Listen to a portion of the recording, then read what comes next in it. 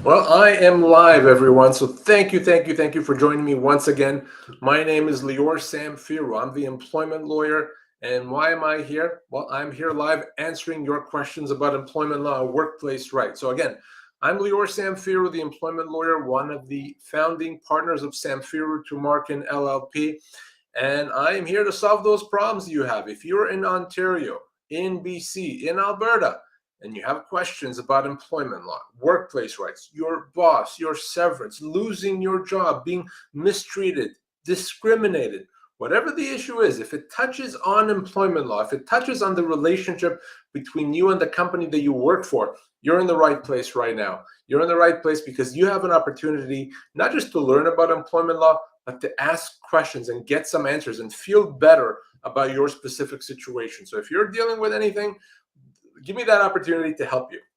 It starts by asking a question and I'll answer it. So right now, I'm live, Lior Samfiru with Samfiru Tumarkin LLP. Now, before we get started, I want to direct you to another resource that you can go to if you want to connect with me off air or if you want to learn more about employment law. Very easy to do. You just go to employmentlawyer.ca. You see that address below me, employmentlawyer.ca. And when you go there, you can ask me a lot more questions through there. You can email me through there. You can call me through there. You can fill out a form, read a lot about employment law. It's kind of your one-stop shop for everything employment law. It's employmentlawyer.ca. But that's for afterwards. Right now, for the next 30 minutes or so, I am here live for you at your service, answering questions, as many questions as we can. So if you're watching right now, first of all, thank you for joining me.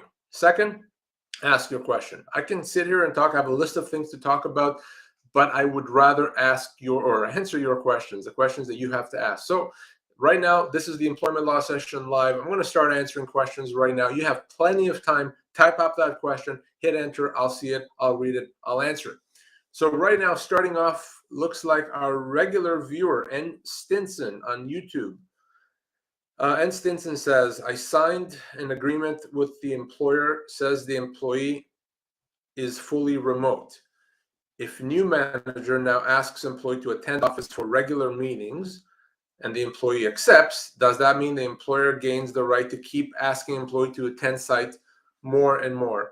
Well, it's not really. If the employer simply says, we're gonna just ask you, you can still work remote, just come in for meetings, and you agree to that, then you're okay.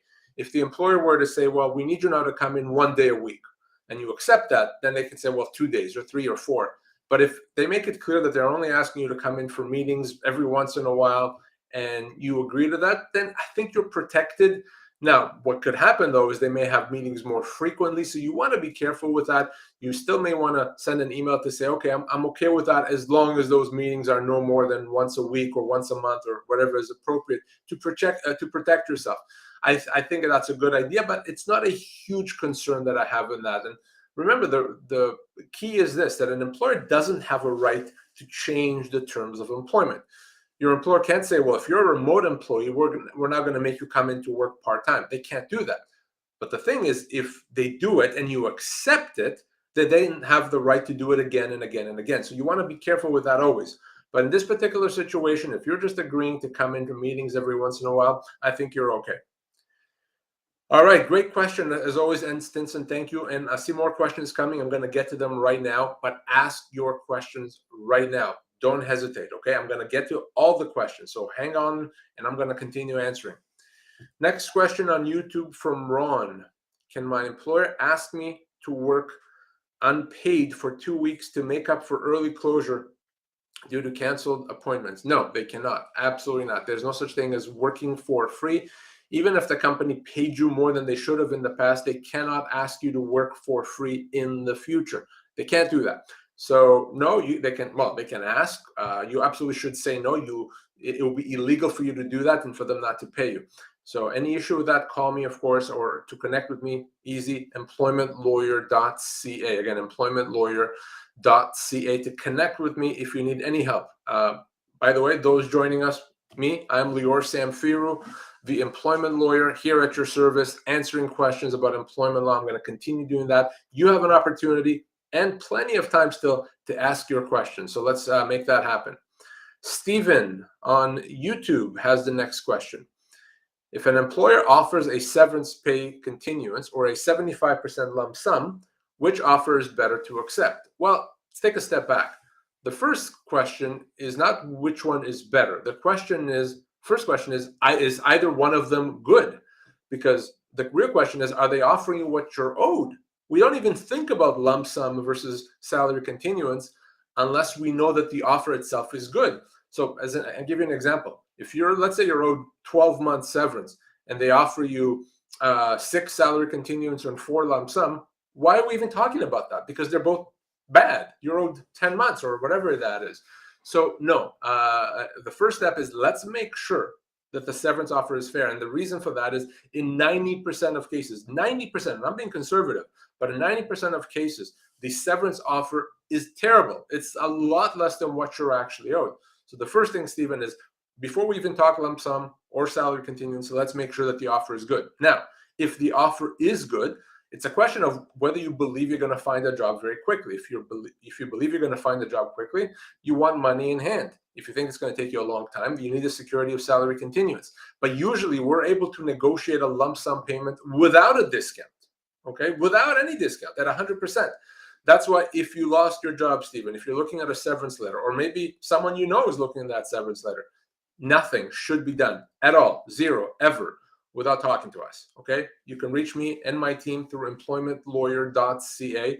So again, employmentlawyer.ca. So we can take that issue away completely, 75% or 100%. We can make it a lump sum 100%. That's what happens in most cases. So hopefully that helps, Stephen. If you have a follow-up question, ask. I'm happy to answer. All right. See how easy it is, everyone? Question was asked, question was answered, and we move on. I'm Lior Samfiru, the employment lawyer, one of the founding partners of Samfiru, Tumarkin, LLP. You can find us across Ontario, across BC, and of course, across Alberta. So right now I'm here live for you asking or answering questions. It'd be weird if I was asking questions. I'm just answering them. All right, let's see. Next question comes from Donald on Facebook. If I accept an offer for severance, can I still file a legal claim? I need the money now that I'm without work. Great question, and the answer is absolutely not. No, you cannot. If you've accepted the severance, if they say, okay, we need you to sign here to accept the severance, and you've done that, you're done. One of the things you're signing there is what we call a release.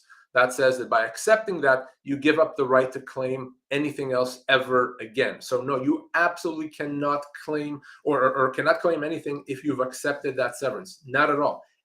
Every single day, every day, I get people that contact me after they've accepted severance and they realize, holy cow, I was owed an extra $45,000 or whatever it is, but I can't do anything about it because I accepted it. So don't make that mistake. Now, you say that you need money right now. Well, the good news is we can resolve these matters quickly, usually within a couple of weeks even. So you don't have to worry about that. Do not, under any circumstances, ever accept that severance without talking to me, okay? Ever. Now, I mentioned severance a few times. If you want to know even before you call me, if you want to know how much you're owed, you want to know if that severance offer is good or not, well, you can do that easily. As long as you have internet, you can do that. Grab your smartphone, desktop, tablet, whatever you want, and go to pocketemploymentlawyer.ca. Pocketemploymentlawyer.ca. See that address on the screen below me. Why do you go there? Well, we have our severance calculator tool.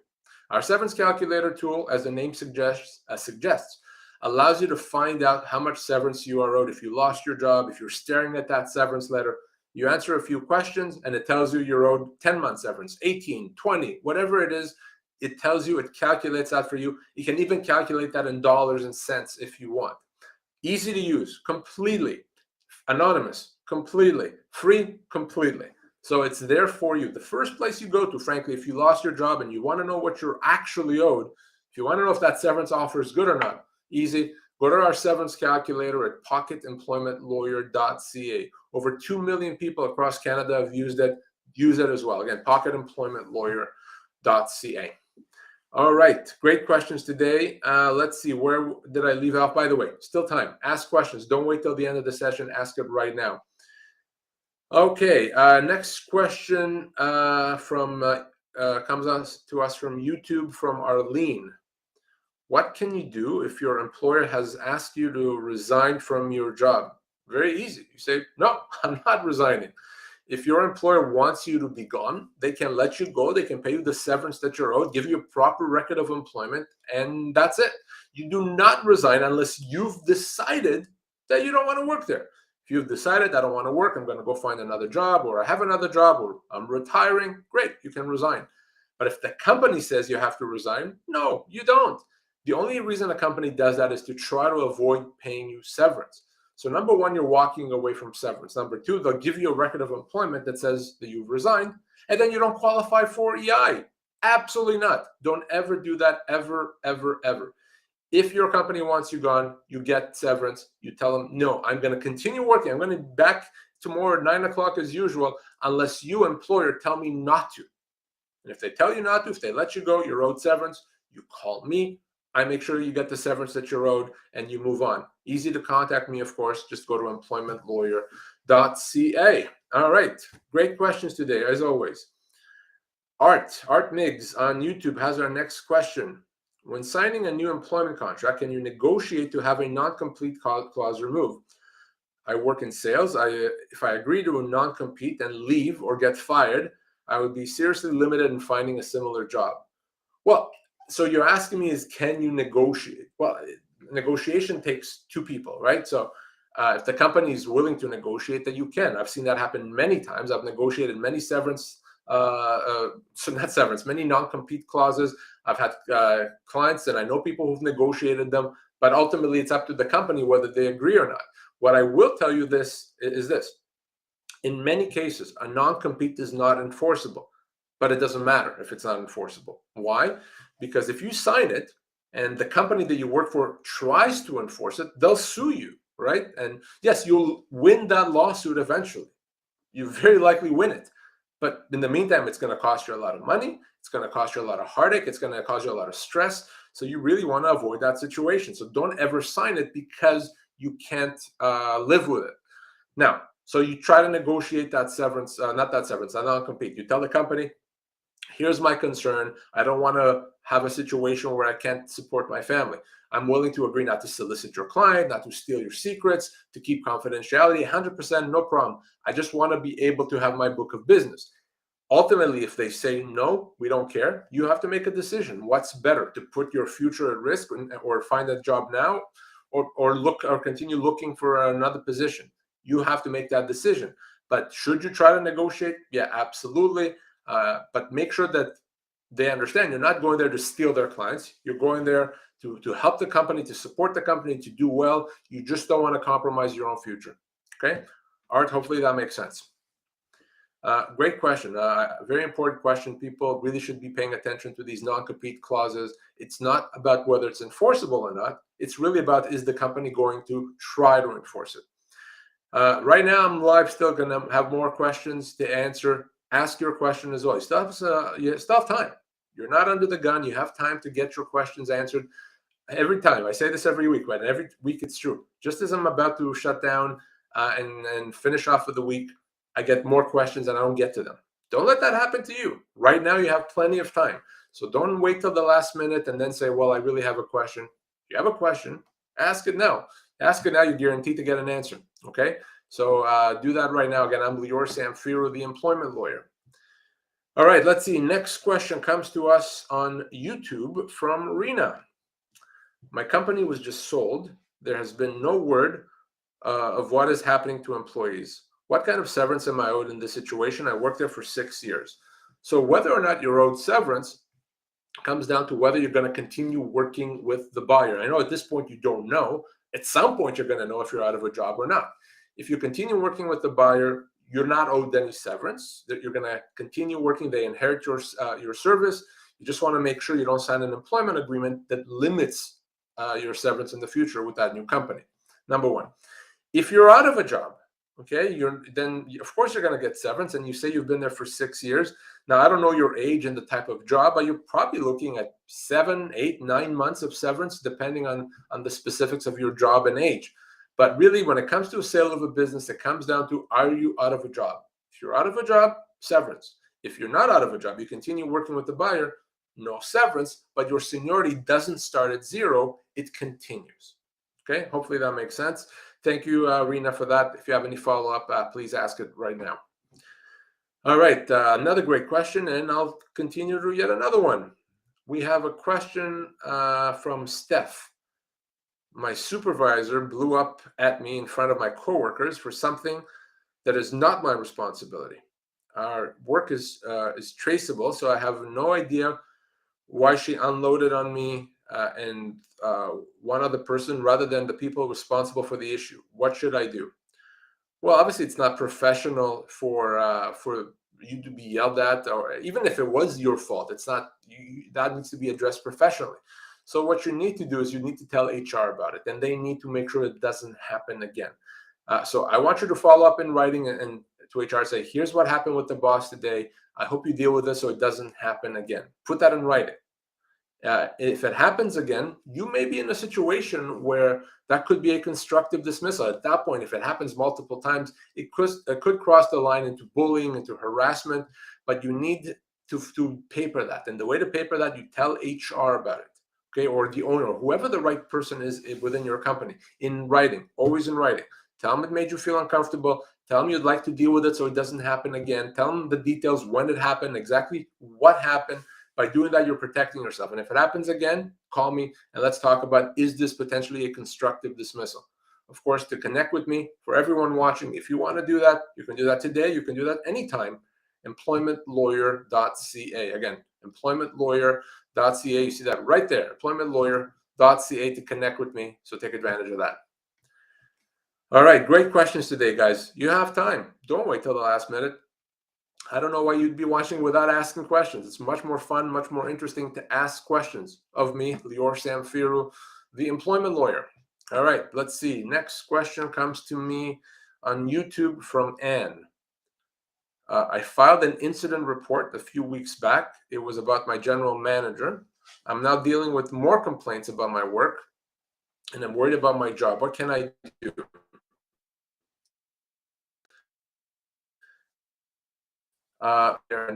You're getting complaints about your job.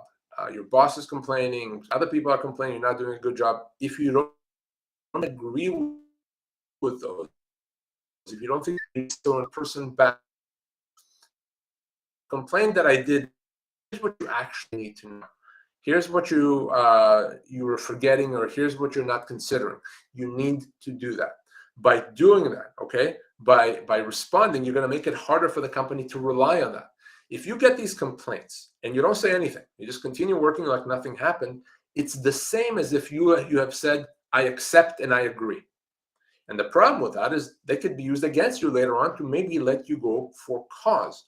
So if you don't accept, if you don't agree, if it's not fair, say so.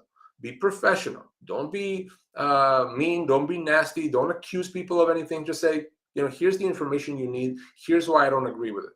You're protecting yourself by doing that. You're going to make it almost impossible for the company to let you go for cause. And of course, if they do let you go, you call me. You call me right away. You can connect with me through employmentlawyer.ca. Again, employmentlawyer.ca. Very important, guys. Anytime you get a negative performance review, you get negative feedback, you get criticism, you're put on a performance improvement plan. If you don't agree with it, if you don't think it's fair, if you don't think it's right, you have to say so. Putting your head down and ignoring it is the worst thing that you can do. You have to say so in writing, exactly why you disagree with it, exactly why it's not complete or it's not accurate. By doing that, you're protecting yourself, okay? You're going to be glad that you did. So anytime something negative happens, respond to it. Of course, if you agree with it, if it's 100% correct, well, you don't need to do that. But if it's not 100% correct, even if it's only 95% correct, but there's the 5% that they're not considering, well, tell them about it, okay? In writing, you'll be glad that you did. For those joining us, still have some time. I'm Lior Samfiru, the employment lawyer, here for you at your service, answering questions. So I'm going to continue doing that. Ask your question as well. All right, from YouTube, a question comes from Daryl. My employer has given me a new contract to sign after 10 years. I'm not sure why. Should I be worried about signing? Well, I know why, and yes, you should be worried. The reason you've been asked to sign a new employment agreement is because it's better for the company. That new agreement is a lot better than what you previously had, and I'm going to give you some examples. I can almost guarantee you that that new agreement limits your future severance. So if you sign it and down the road they let you go, a year, 2 years, 10 years down the road, you're going to get a fraction of the severance that you're owed. Why? Because this agreement limits your severance. You've agreed by signing this to limit your severance. This employment agreement likely also gives the company the right to lay you off temporarily. The company doesn't have a right to put you on a temporary layoff. But if you sign an employment agreement that says, yeah, no problem, go ahead and do it, then they can do it.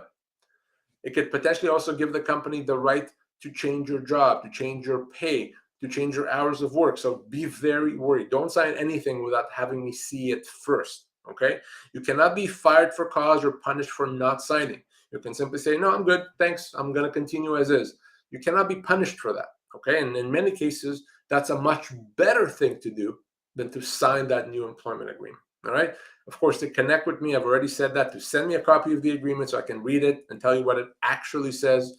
Easy to do, employmentlawyer.ca. Again, employmentlawyer.ca. All right, guys, last 7 or 8 minutes or so, ask your question as well. Time's going to run out on us on this session, and I want to make sure that your question is answered. So don't be bashful. Don't hesitate. Ask it. Sylvia has the next question on YouTube. My employer has been making it more difficult to accommodate my health restrictions. I've been there for 34 years and feel very disrespected. Can they let me go because of my physical limitations? Well, let's be very clear. If you have limitations and you have a doctor supporting you and a doctor saying that here's the accommodation that you need, company has to accommodate you. They can't say no. They can't say we don't want to. They can't even say, well, it's just kind of hard, so we don't want to do it. They have to provide that accommodation. And if they don't, if they no, we don't want to, just come back when you're fully working without any limitations. If that's what they say, that's a human rights violation. That could be a constructive dismissal. It's illegal. They can't do that. And too often I see companies that don't really want to try hard enough to accommodate. So the first thing is, if your company won't accommodate you, you have that doctor's note, we need to talk about that, okay? Oftentimes, if they hear from me and they say, you got to accommodate, see how quickly they change their mind. Oh, yeah, of course, no problem. We'll accommodate. It was just a big misunderstanding. So reach out to me. Now, in some situations, of course, the accommodation that you need is so difficult, it's so complicated that the company doesn't have to go quite that far. We call this accommodation to the point of undue hardship. In other words, if it's so hard, so difficult, so expensive, then yeah, maybe they don't have to go that far. Well, unfortunately, I see too many situations where the accommodation doesn't reach that point. It's not that hard. And the company still says, yeah, no, we don't want to do it. If that's what they do, again, that's a human rights violation. So remember that if your company won't accommodate you, if you have a doctor's note backing you up, call me right away. To reach me, my phone number, email address, easy to get, employmentlawyer.ca. All right, that's a great question. And Art has a follow-up question on YouTube. My cousin was just laid off with 80 other employees at his software company. Is he owed less because he was laid off in a large group? Absolutely not even close. Arguably, he's owed more. Why? Because there's going to be more people looking for a job, so it's going to be harder to find a job. So if there's 80 people looking for 20 jobs, well, it's going to be harder than if it was one person looking for one job. So no, very, very important. So you know what your friend has to do, or your cousin. They got to call us right away. Okay, employmentlawyer.ca. Chances are we're already representing a bunch of those 80 people. There's no company that lets go 80 people and we don't represent most of them. Okay, we're the biggest employment law firm in Canada. So we're probably already in a position to resolve this very quickly. So your friend or your cousin Art should contact us today. Not next week, not even tomorrow. Contact us right now. Let us do what we do, which is to get proper severance. If anything, this is going to mean she gets more severance than she would have otherwise.